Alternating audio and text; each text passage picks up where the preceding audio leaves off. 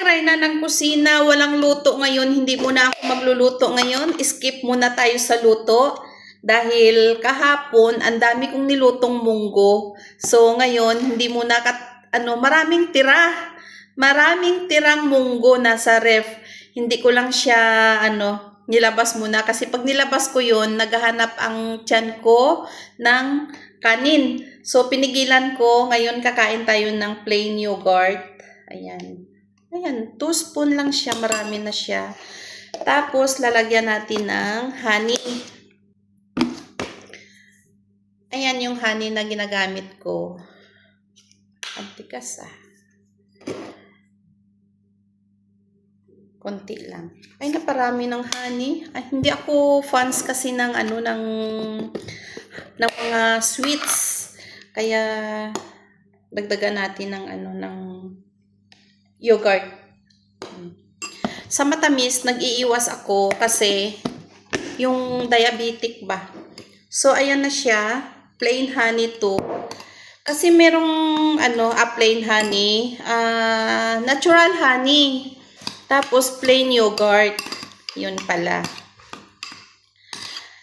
Sa matamis kasi, nag-iiwas ako. Kasi, nung time mga 20 ako, yung edad ko, mahilig ako sa sweets. So, tas nag-edad ako ng 30, mahilig pa rin ako sa sweets. Nung nag-40 na, parang naramdaman ko na parang nanghihina ako, hindi maganda yung, parang hindi fit. Kasi yung sweets na yan, marami siyang mga sakit na parang ipapartner doon, diabetic. Tapos minsan yung magha-high blood ka din.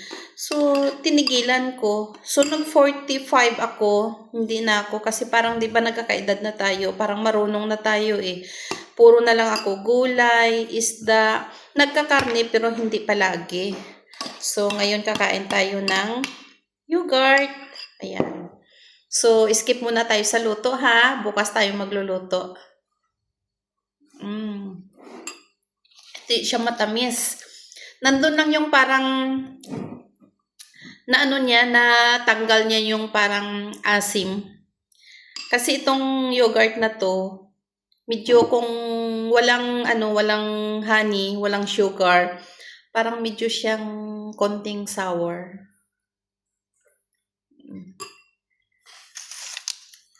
Tapos meron tayong utap.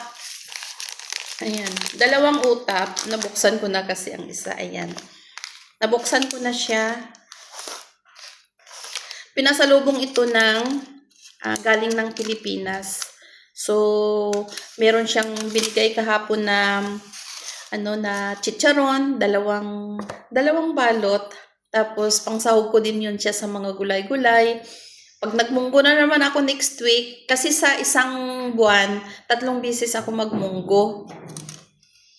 So, isasahog ko yun siya sa sa munggo. Ayan guys, yun lang kakainin ko ngayon.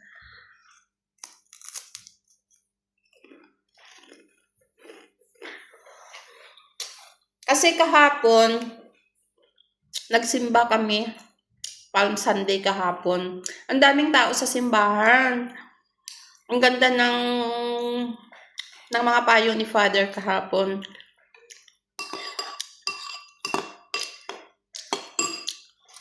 Mas sugar din pala to.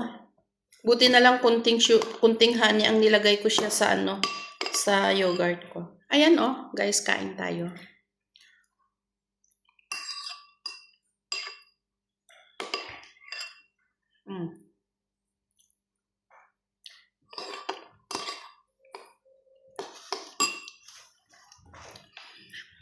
Nung last 3 days ago, grabe ang baha dito sa amin. Ang Sardia ang parang naanuhan ng baha. Dito sa amin baha din, kaso lang hindi kami lumabas. Nag-stock talaga ako ng pagkain para hindi na kami bumaba. Tapos, nung bumaba kami, may mga tubig, kaso lang hindi na ganun ka baha talaga na malalim. Sa Sardia, naglulubugan ang mga ang mga sasakyan. Kawawa yung may mga sasakyan doon.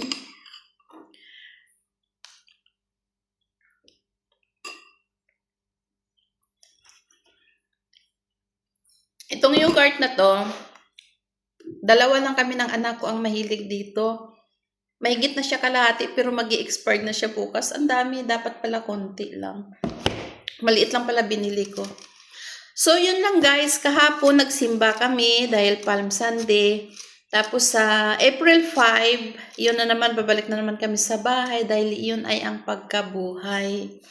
So, hanggang dito na lamang ang ating video. Maraming salamat. Ngayon ko lang napansin, ng pusa ko nandun pala sa taas. Ayun, oh. Yan yung nanay ng mga pusa ko. Marami akong pusa, guys. Yung pusa na yun, napulot ko lang siya sa daan. Pag may nakita ako na mga pusa na sumusunod sa akin, tas ayaw, kinukuha ko. Magaganda tong pusa ko. May mga lahi, kawawa. Ang daming pusa sa labas.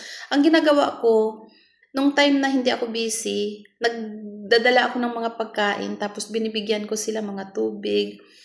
Ayan. Pero marami pa rin talaga ngayon. Dumadami sila ng dumadami. Kasi pag nanganak, ang dami. Grabe. Ayan, last, oh. So, hanggang dito na lamang ang ating video. Maraming salamat sa inyong panonood. Please like and subscribe sa aking maliit na channel. Bye-bye!